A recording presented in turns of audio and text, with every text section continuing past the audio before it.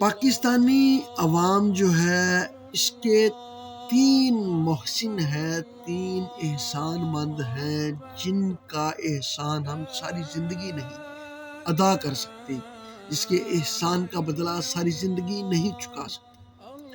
پہلے نمبر پر وہ مولوی لوگ ہیں، وہ علماء ہیں، علماء سو ہیں، جو ہم کو گمراہ کر کے بھی یہ یقین دلاتے رہتے ہیں کہ ہم ہدایت پر ہیں۔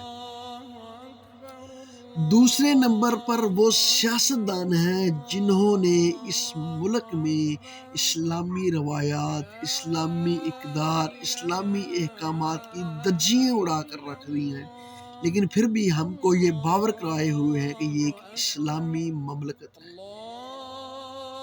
تیسرے نمبر پر ہمارے جرنیل ہیں جنہوں نے پوری کی پوری قوم کو اپنے قبضے میں جکڑ رکھا ہے، اور یہ ہم کو یقین دلایا ہوا کہ ہم نے آپ کو محفوظ کیا ہوا ہے۔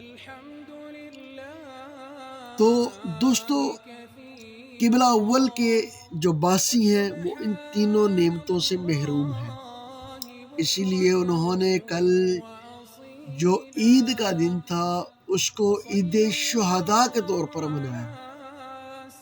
اگر ان کے پاس بھی یہ تینوں نعمتیں ہوتی تو کم از کم وہ بھی ہماری طرح دھوم دھام سے عید منا رہے ہوتے۔